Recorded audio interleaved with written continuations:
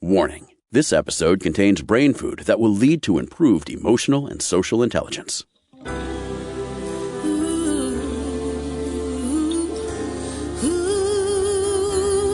Give us 1 hour and we'll help you change the way you think about happiness.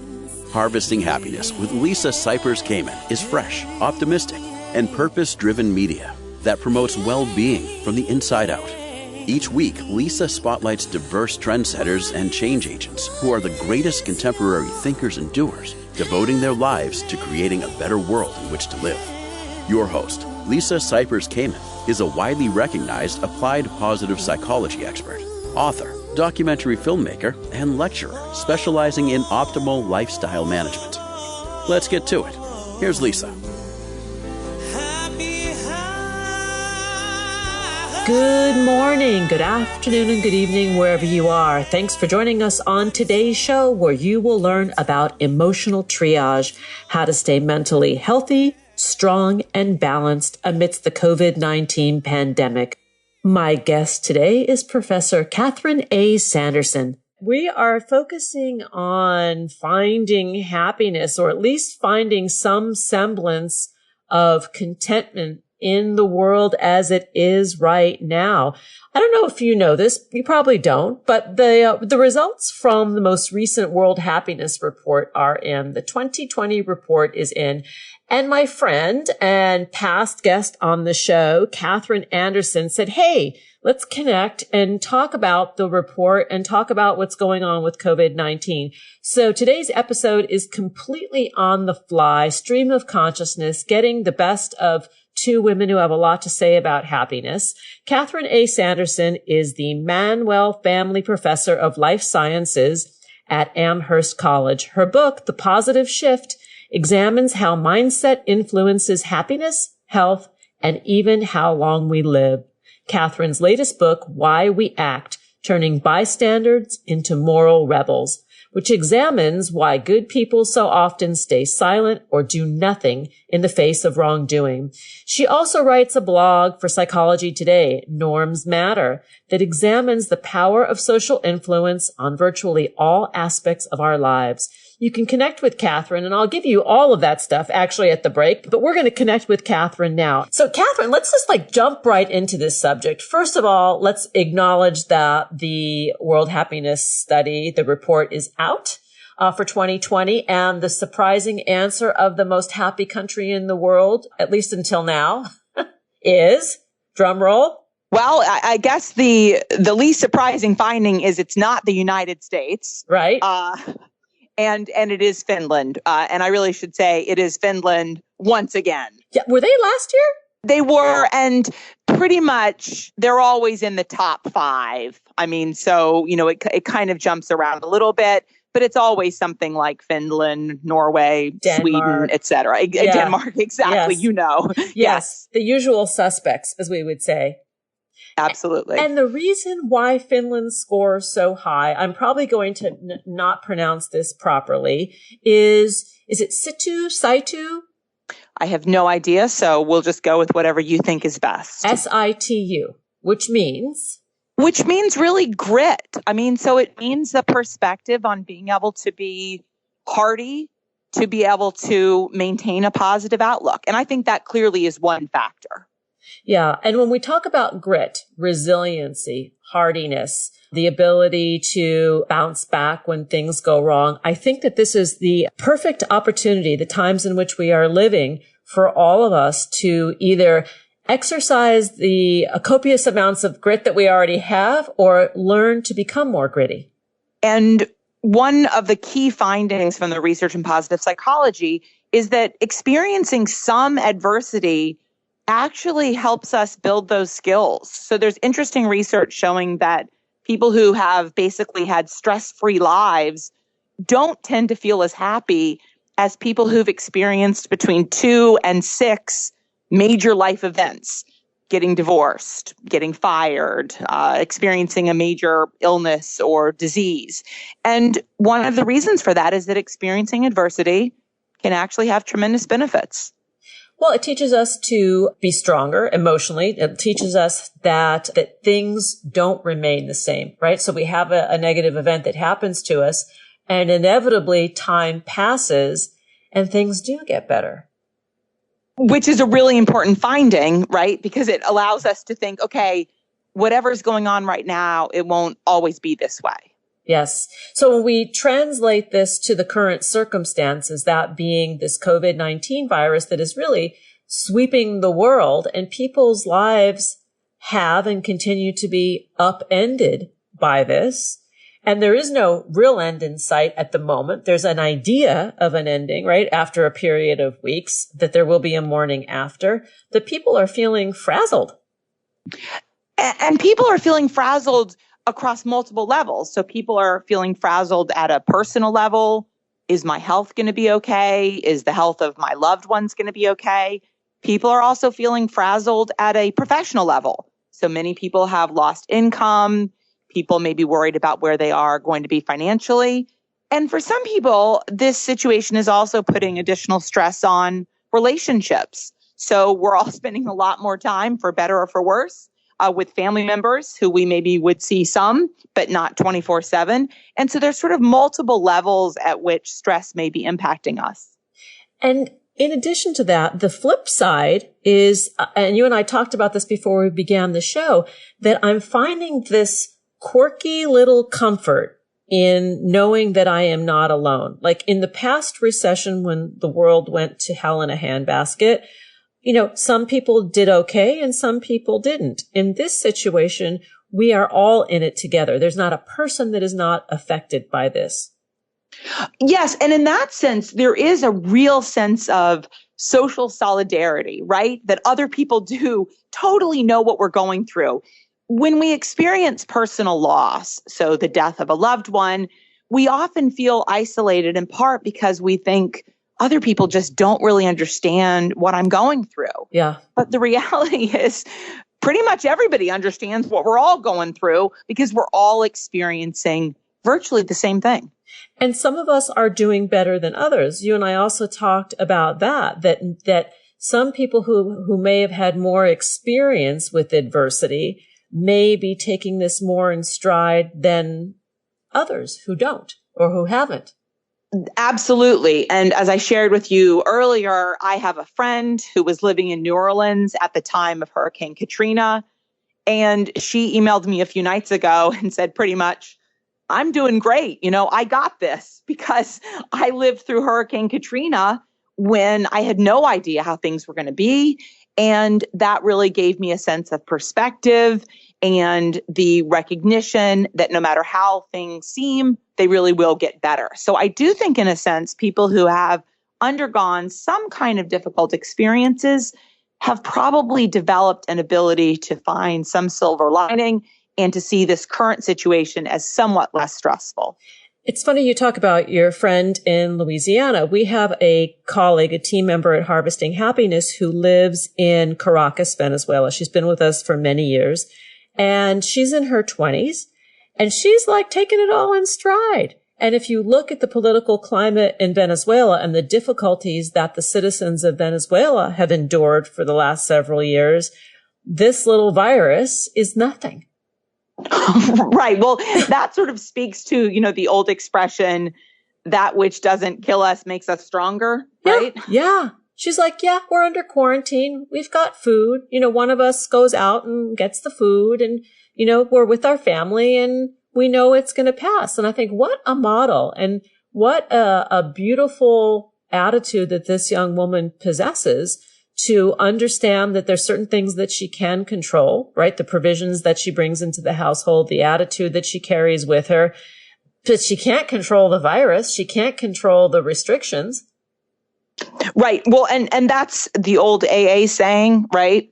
The wisdom to know the difference. What things can I control? What things can I not control? And the wisdom to know the difference. And I think for many people who have a tendency, and I put myself in this category, to be sort of a control freak, this situation is really, really challenging because no one has any control over anything other than their own physical behavior. But we can't control how long it's going to last. We can't control when things can get back to normal. And so that setting in and of itself is really anxiety provoking, especially for some people. And I think that's what's contributed to the run on toilet paper. It's like, when the world is going upside down, well, if I can just get enough toilet paper in the house, I'm going to feel okay. Right. My husband's equivalent of that is bottles of chocolate milk.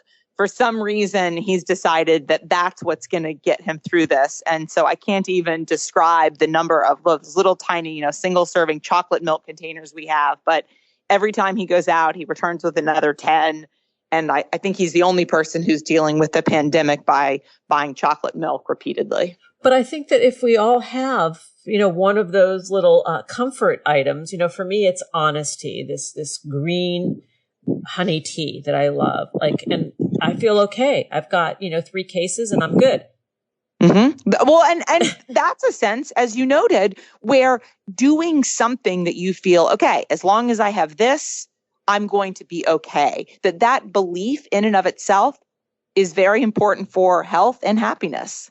Well, it is part of the placebo effect, maybe, but it's really not a placebo. It's like, wherever you focus your attention, you already know this. I mean, we're talking like, 2 gals here, wherever we focus our attention, we will find ourselves. So if we're hyper focused on the gloom and doom and the what ifs of the dark side and not balancing it out with any of I've got plenty of toilet paper, plenty of chocolate milk, plenty of ice cream tea. I've got the people I love. I have, unlimited access to the internet right now. If we as a world don't break it down, from overuse, right. That's another fear, right? That we're going to break the internet. Well, and certainly there are households, mine included, in which there are simultaneously times in which 2 or 3 people are trying to be teaching a Zoom class or taking a Zoom class. And certainly I would say that the internet is probably stressed in many homes these days in ways that it has not typically been. I had signed in yesterday to our local provider because I wanted to figure out how to watch TV on another laptop and take it to another place. And it was having a warning that California's internet, its spectrum was down. Oh. And I'm thinking, oh my God. And that I think would really send people for a loop, right? I do. I agree with you. Yeah, I completely agree. We're going to take a break. And when we come back, we're going to continue the conversation with Catherine Sanderson. We're talking about the World Happiness Report, surviving COVID-19. And I'd love when we come back, Catherine, to get into some positive psychology interventions that each and every one of us should consider when we're trying to manage through this struggle. To learn more about the work of Catherine Sanderson, please go to sandersonspeaking.com. And on Instagram, that handle is Sanderson Speaking. On Twitter, Sanderson Speaks. Very good. Very good. You got it. And we'll be right back. That's a promise. To learn more about cultivating sustainable well-being at home and the office, visit harvestinghappiness.com. and explore Lisa's experiential on-site brain fitness workshops, corporate programming, and speaking engagement services.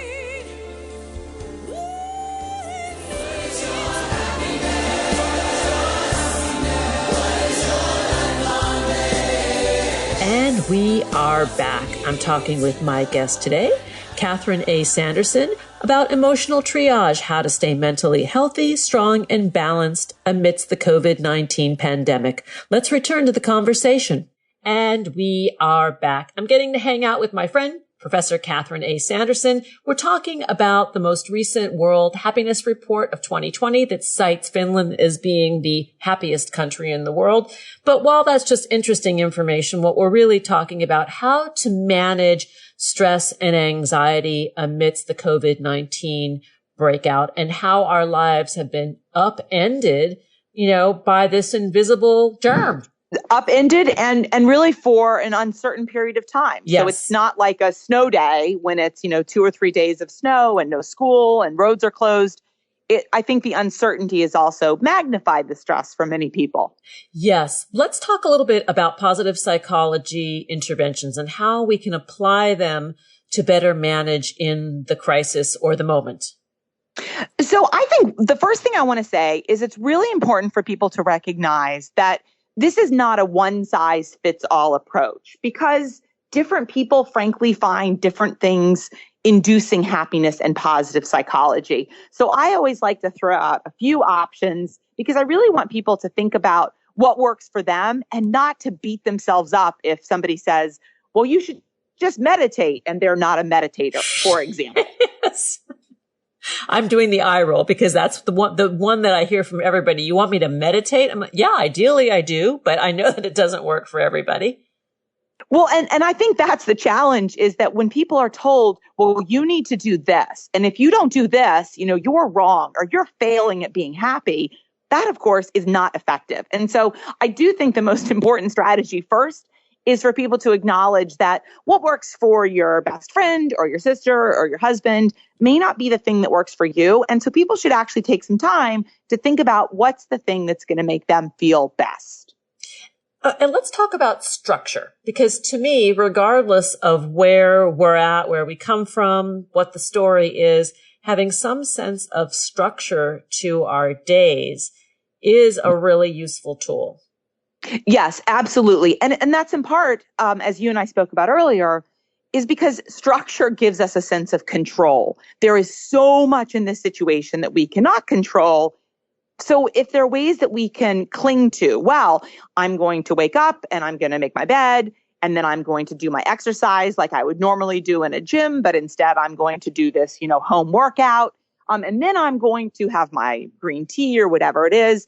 That's a sense in which you are structuring your day, which is especially important since most of us have no natural structure whatsoever in our day these days. But we humans, like our kids when they're young, thrive on structure, right? If they know it's Monday and on Mondays you do X, Y, and Z, to have that certain sense of knowingness to each day is really helpful. Absolutely. And in fact, in light of that, I reached out to you on Friday. We're recording this on a Monday. I reached out to you on Friday and I said, hey, why don't we talk about this? And you got back to me in what, about 30 seconds? I mean, it was like, yes, I was like, yes. You were like thumbs up. And then we both had this, frankly, to look forward to over the weekend. And I think that's a really important example of how little things, this is very normative for you to do. This is very normative for me to do. And creating these sorts of things in our schedules is a way to anticipate positive things. And whatever that might be, having a virtual meetup and have coffee or wine with a friend. It could be touching base with work colleagues or your kids if you're not physically in the same space as them. But what's really important is that you do set up those sorts of things to anticipate that give your life structure and routine these days. And there's so many innovative ways that people are creating virtual platforms for the things that they do, whether it is tutoring for the kids, therapy, yoga classes, any other workout class. I attended a virtual dance party on Saturday afternoon that was so much fun. Oh, great. My daughter is 15 and takes ballet very seriously. And her ballet teachers have recorded a video from what appears to be their dining room and have sent it all to people. And she's, diligently practicing and, posting videos of her doing the exercises, et cetera. All of that stuff is really a wonderful way to connect. And even you with your students, you were talking about sort of the delay in going to an online platform because everybody feels very invested in their craft as a teacher, as a professor, as a mentor. And then how you're finding the experience, which was more pleasant maybe than you anticipated. Absolutely. And what's been interesting for me is that I am a professor and I'm also the mom of two sons who are in college right now. One is a freshman and one is a junior. And what's been interesting is that I've been on various chat rooms on social media with some fellow parents in my role of, wearing a parent hat. And people have said, well, it's really not fair that, we're not getting a tuition reimbursement or something because, the teachers are just teaching online now. And that's not what we signed up for. Whoa. But the reality is, can you believe it? That's literally been a discussion. But the reality is all faculty across the country are going to great lengths to try to create lectures, to try to create PowerPoints that have our Zoom meetings that people are teaching online. And in fact, it's been frankly pretty enjoyable. So I'm teaching this semester a class in sports psychology, and I had intended to give a midterm exam and a final exam. Of course, that's very hard to do, electronically for lots of reasons. So instead, I pulled up some famous sports movies, so things like Miracle and Bull Durham.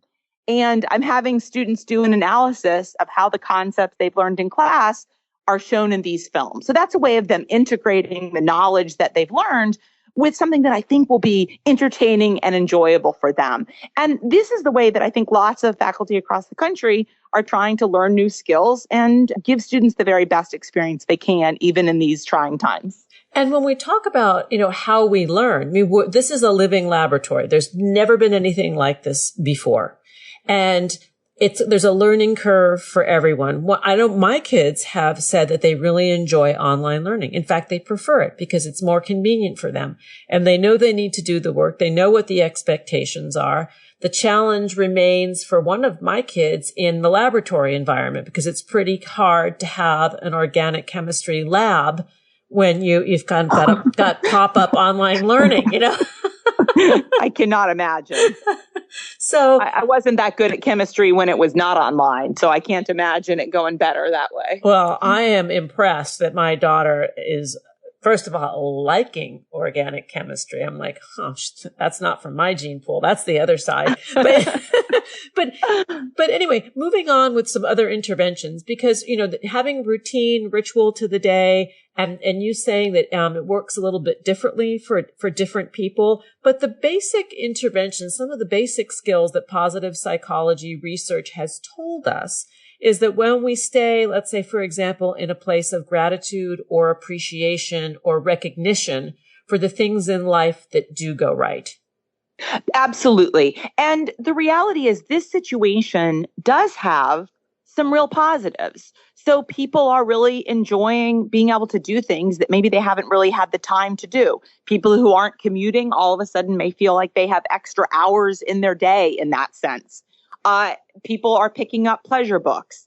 And I think that's actually a really exciting thing that there's been lots of sharing on social media about independent bookstores saying, hey, we ship too. It's not just, the big, famous companies, which will remain nameless. I think it's also a time in which many people are saying, hey, I'm going to do something new. I heard somebody, I think on Twitter say, I can teach people how to knit or crochet if anybody wants to. How could cool. do a video. So cool, right? Well, you shared with me before. What did you do earlier today? Oh, I baked bread for the first time in my life. Like a beautiful, like legit loaf of bread. But so there's an example, is that you could have done this. You had the same ability to do this, a year ago or 5 years ago or whatever. But today you chose to do it. And those are the kinds of things that I think are really important to recognize, and being able to focus not on what I can't do. I can't go to the gym. I can't go to my college class. I can't go to my yoga studio. Instead, focusing on what can you do? Yes. And there are a lot of things that we can do. Here's another item. When we talk about self-care in the realm of positive psychology, how about sleep and rest? Right. And to me, I was going to say, I think the two most fundamentally important things that we all need to keep in mind, really all of us, are sleep and also exercise. Because this is a stressful situation. And the reality is eventually things will get back to normal. And we need to have our immune systems being very strong so that when we head out into the world, we are going to stay healthy. And if we know someone who's exposed, or if we in fact are exposed ourselves, we need to have a strong immune system in order to be able to fight off that infection and that virus and recover. So I think getting enough sleep, we know that's extraordinarily important. And so is doing some kind of exercise. Yes. Sleep, exercise, eating sound nutrition. I think that that is another thing that, since a lot of us have more time on our hands, we can take more care in the cooking and the quality of the foods that we're making. I know for us that there's been a lot of focus as we prepared to go on lockdown because we're caring for a 95-year-old in the house. So we had to be vigilant about preparing for this. And so it was really get healthy stuff in the house, because we know if the junk's there, we are going to eat it. Well, absolutely. And frankly, we all have some time to cook. So, maybe things, do I really have time to make a 2-hour soup? Well, you know what? You do have time now. Yeah. You actually could try that new recipe. Yep. So yes, the rest, the nutrition, the exercise, trying new things, picking up a hobby or going back to a hobby that you once had but lost the time to do. We can retrieve that during this time. Absolutely. And I'll circle back to one point that you made earlier, and this is about the sleep. I think it's extraordinarily important for people to remember to put away their phones or iPads or laptops or whatever for at least a couple hours before they're going to bed. Because a lot of the news on social media is really pretty anxiety provoking. Oh, let's see the updated virus numbers or, et cetera, or who's the latest celebrity who's been diagnosed. And so I think it's really important to remember that especially in the evening, we know that being anxious before going to bed, spending time on social media, right before trying to sleep, it really makes it much harder to have a restful night of sleep. So I do think, for a couple hours before going to sleep, watching a funny show or reading a book or magazine or hanging out with your spouse, all of those are better choices than circling through Twitter. Yeah, amen to that. We're going to take a break, and when we come back, we'll continue the conversation with Professor Catherine A. Sanderson. To learn more about Catherine's work, please visit sandersonspeaking.com.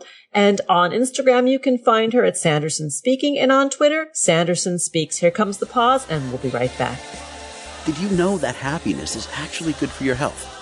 Happy people live longer, are more productive, and make better partners, parents, and professionals. Connect with us on Facebook at Harvesting Happiness and follow Lisa on Twitter at Lisa Kamen for a daily dose of inspiration.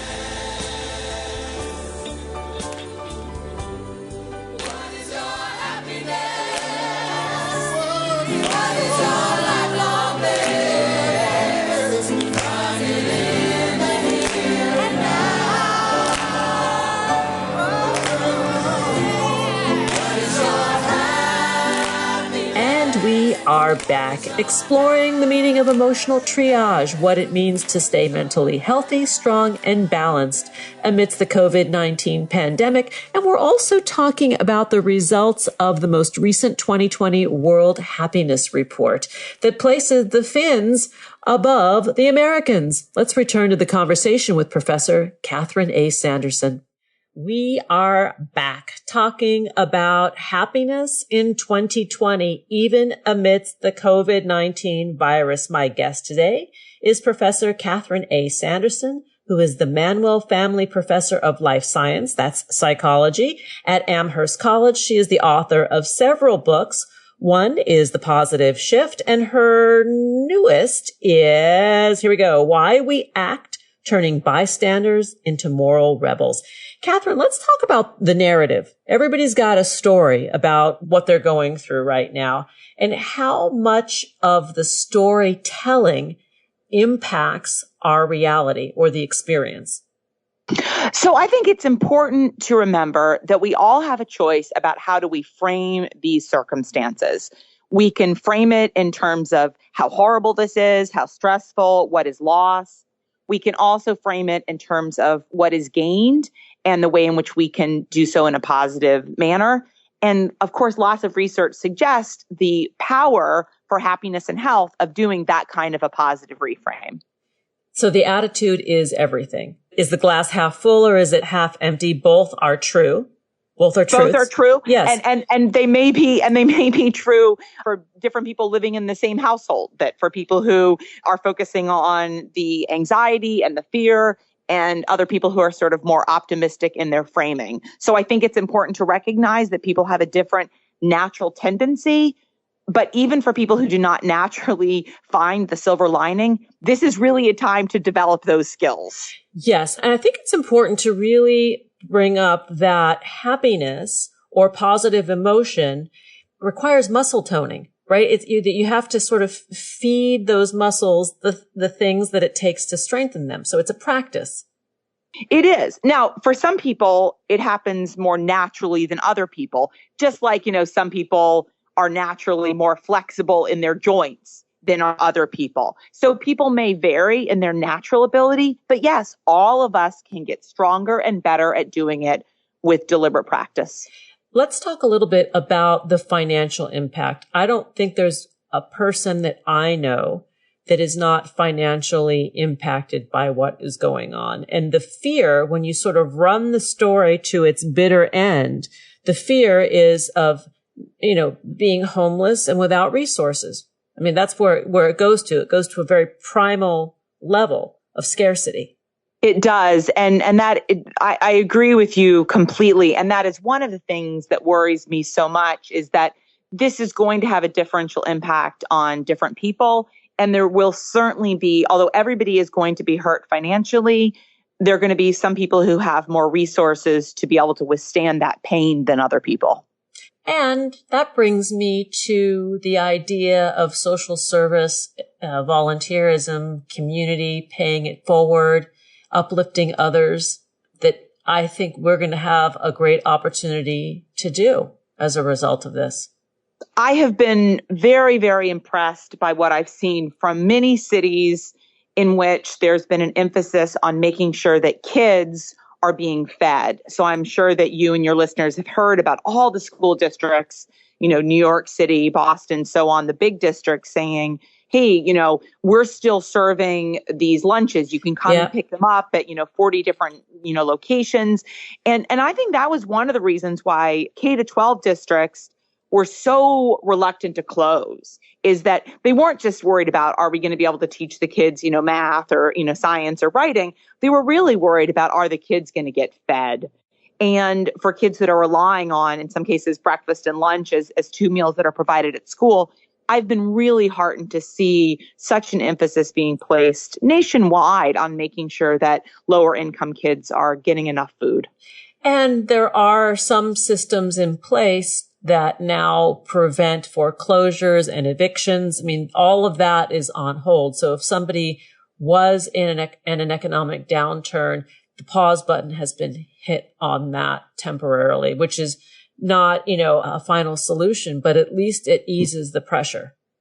Absolutely. And hopefully, if we can buy people a little bit of time, a month, 2 months, 3 months, some of the other programs that I think are being currently discussed, at least at the time that you and I are recording, by the federal government, sending families a check, doing mortgage freezes, whatever that is, some other things might be able to come into place over time that would also provide a little bit of support. Yeah, I'm hopeful for that. And then there is just the reality that for many of us, there will be less. I mean, for somebody that has a secure corporate position, they may be okay for a period of time, but somebody who's entrepreneurial may have a lessening in their income, and it might be very frightening. But the good news is, in adversity, creativity is also ignited. And there's an opportunity, I think, for those of us who are willing to stretch a little bit to create something new and exciting that may be better than what we had before.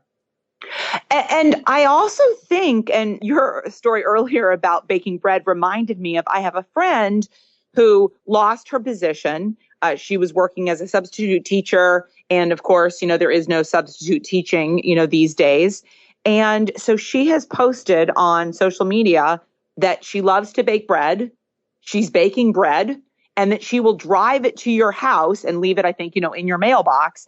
And it's $5 a loaf. So, and that's a way in which, and what was interesting is I saw it posted. My husband was asleep, so I didn't, wake him up to ask if, we wanted some bread. I woke up the next morning and she was no longer taking orders for this week. She's now up to next Monday if you want bread, because of course, who would not like to sit at home and have fresh baked loaf of bread up here, in their mailbox? And so that's a way in which she's doing something that clearly she finds rewarding. It's her dad's famous recipe.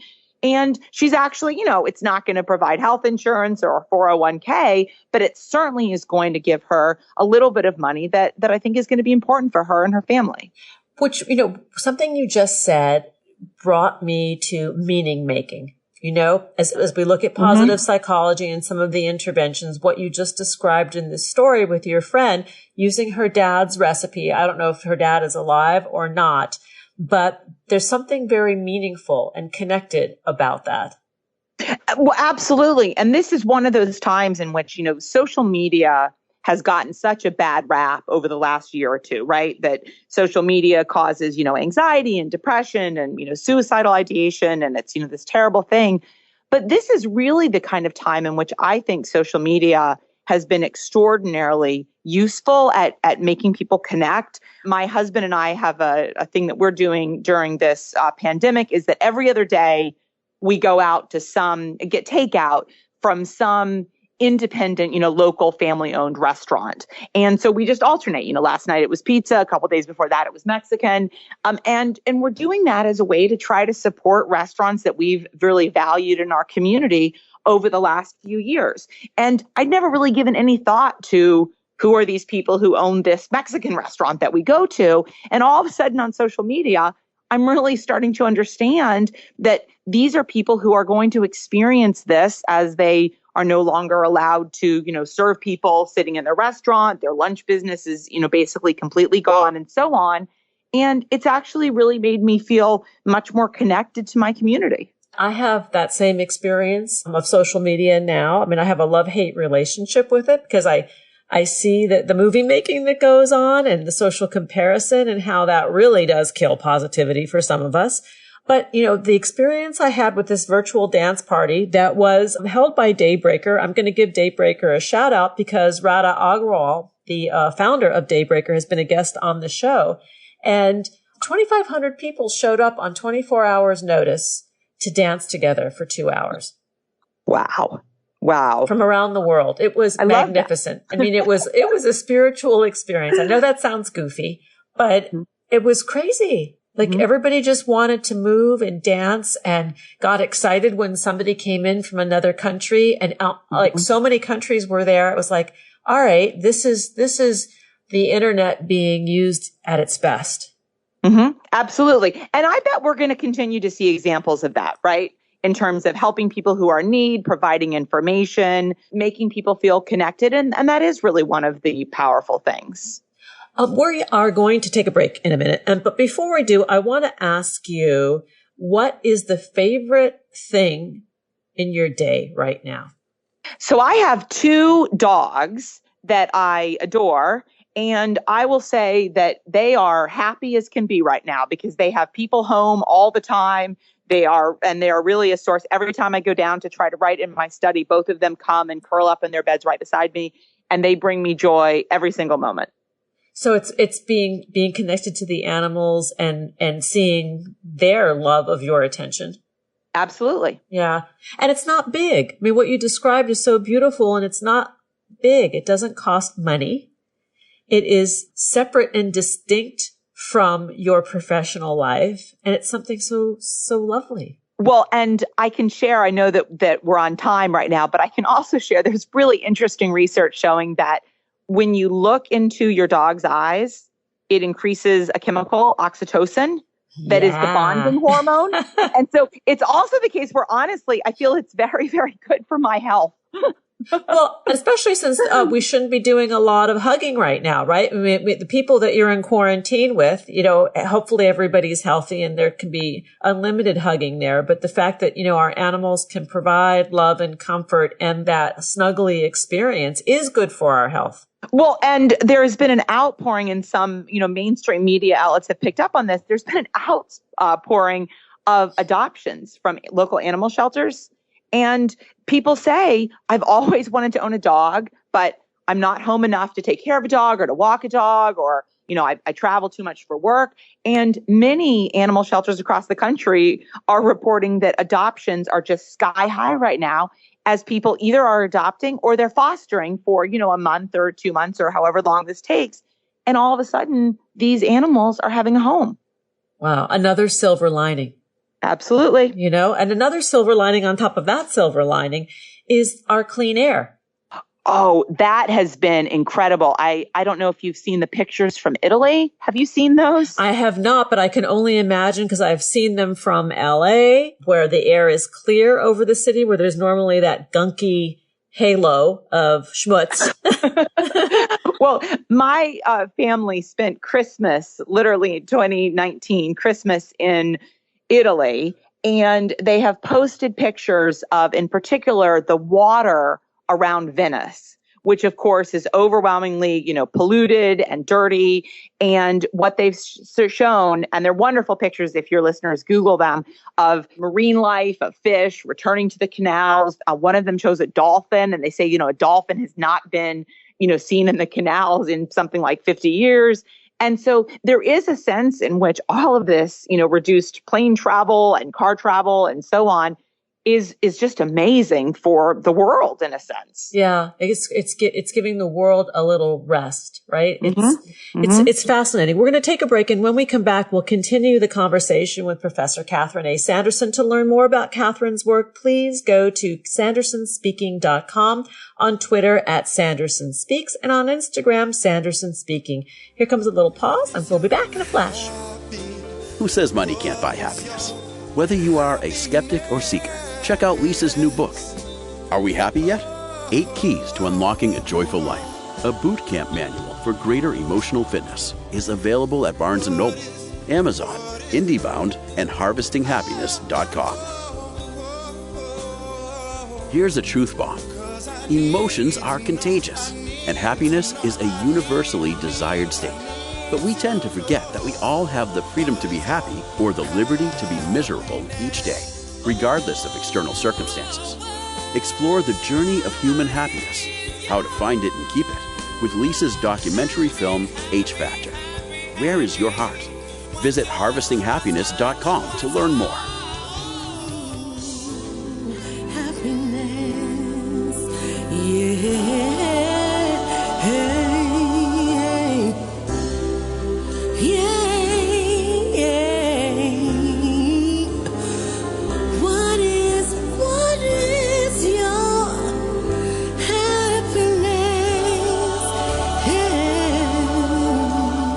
And we are back, continuing the conversation with Professor Catherine A. Sanderson about emotional triage, how to stay mentally healthy, strong, and balanced amidst the COVID-19 pandemic. We're also talking about that recent World Happiness Report that has Finland in the #1 position. We're going to explore where America stands in this whole equation as well. Let's get back to the conversation. And we are back talking about the application of positive psychology in crisis. My guest today is Professor Catherine A. Sanderson, who is the Manuel Family Professor of Life Sciences at Amherst College. Catherine, I wanted to share some of the hacks that you and I have been using as coping strategies throughout the COVID-19 crisis. In my family, a family member said to me, you really need to be vigilant with that 20-second count with the hand washing. And they shared with me that one of their ways that they hacked this was they sang happy birthday to themselves. And that took them to 20 seconds. And I laughed. And then I actually tried it. And I was like, well, dang, that really does work. It gives you the good lather time. So if anybody's really wondering about really solid hand washing, which we should all be doing multiple times a day, every time we're handling anything, really, that might be one you want to try. And that one is important now. And by all accounts, it's going to be important for a long time to come. Forever, really, that the hygiene is key. But that was just a silly little hack. I thought, I have to share this somewhere because it's too cute.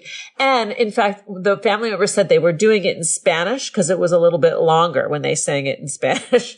Ooh, that's impressive. How about you? What are some hacks that you're doing? So my husband and I are actually doing something that we had done a number of years ago and then we dropped, but it's called the 6-minute workout. I don't know if you know that, but it was published a few years ago in the New York Times, and it's literally a 6-minute workout in which you can do it with no equipment. So it doesn't require, weights or a gym or anything. And there are 12 exercises. You do them for 30 seconds each. And they alternate between, jumping jacks and then push-ups and then running in place and then planking and so on. And we have a blast doing it. We set the timer and it's how we start our day. And it feels invigorating. It feels like you've gotten something done. And of course, it doesn't take a lot of time. Oh, I like that. I like that a lot. Let's try and think of some other hacks, and maybe our listeners can share them on social media. I know that there's been a lot of house cleaning going on at my place with the extra time. Like I'm getting into the nooks and crannies, which is kind of interesting. Yes, I will. This is a funny example of this, but I went through a box that we had just put in a kitchen drawer that was full of takeout menus. Of course, this is like way before, now we just, Google on our phones to figure out, what we're going to order.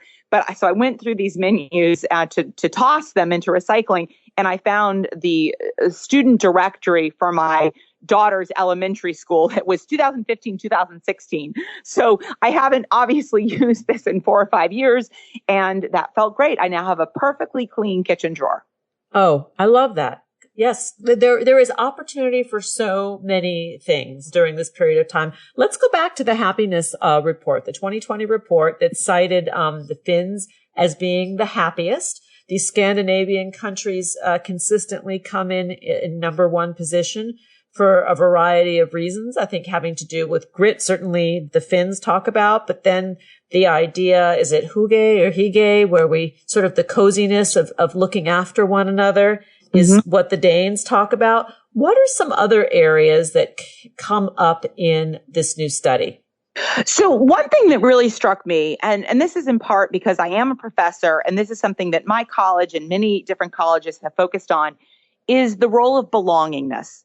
That the Finns really feel connected to their community, to their neighborhood, and they have a real sense of connection.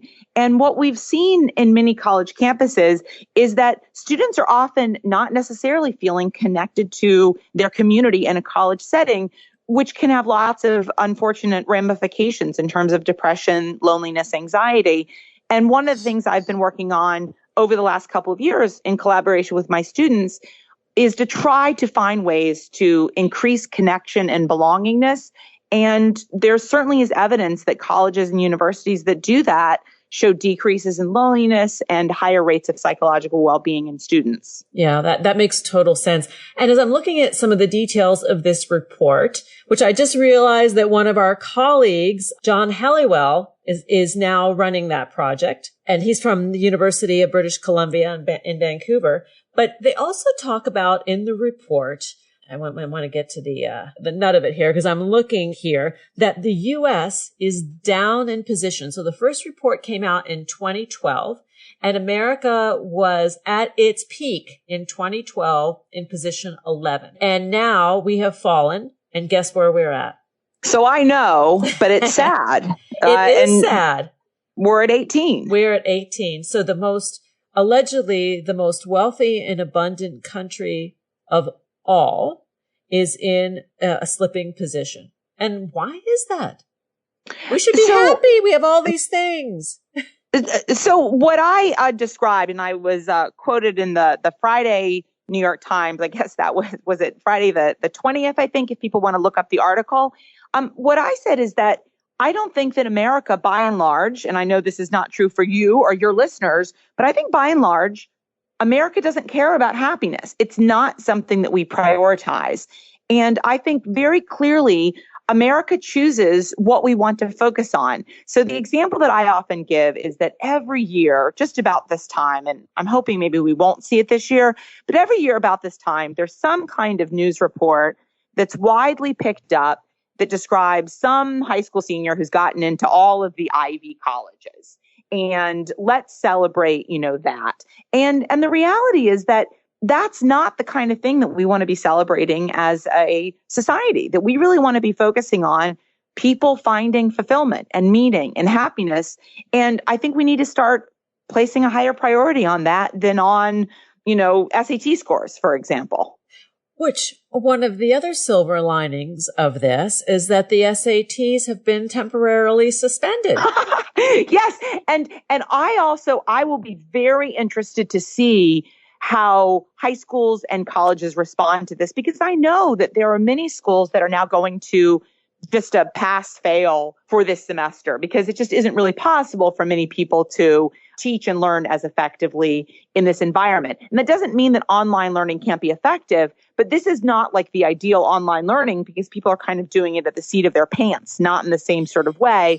And students really vary in the extent to which they're going to be able to access that knowledge. So I think it will be fascinating to see if some colleges now say, you know what, we're going to go test optional. We're going to emphasize, other kinds of things as a result. And the experience factor. Like, I think the most satisfied human beings are the ones that have a rich tapestry to their lives, right? That the things they've experienced, they've been able to stitch together a blanket or a tapestry that really is the story of who they are. That if this didn't happen, they wouldn't be this kind of person. And if that didn't happen, they wouldn't have evolved to the other kind of person. And it's because of these things that we become more resilient. I want to just clarify. I think I said situ or situ. It's S-I-S-U. Sisu is what the Finns call the grit. Mm-hmm. Good. And yes, and I absolutely agree with that. And it's interesting in the sense that, you and I are speaking about happiness and we got connected because I'd written this book, The Positive Shift, that talks about happiness. But I only started focusing on that, I have to be perfectly honest, after my mother died. So my mother died in 2004. She was 57 years old and she died of ovarian cancer after a very short illness. She was diagnosed at stage 4 and died 4 months later. Wow. And at the time, so it was, a tremendous loss. We were very close. But at the time, I was focusing on totally different things in my research and in my writing. And that to me was a wake-up call. It was a wake-up call of, how did I want to spend my life, publishing academic articles in journals that were read by a small number of other people with PhDs.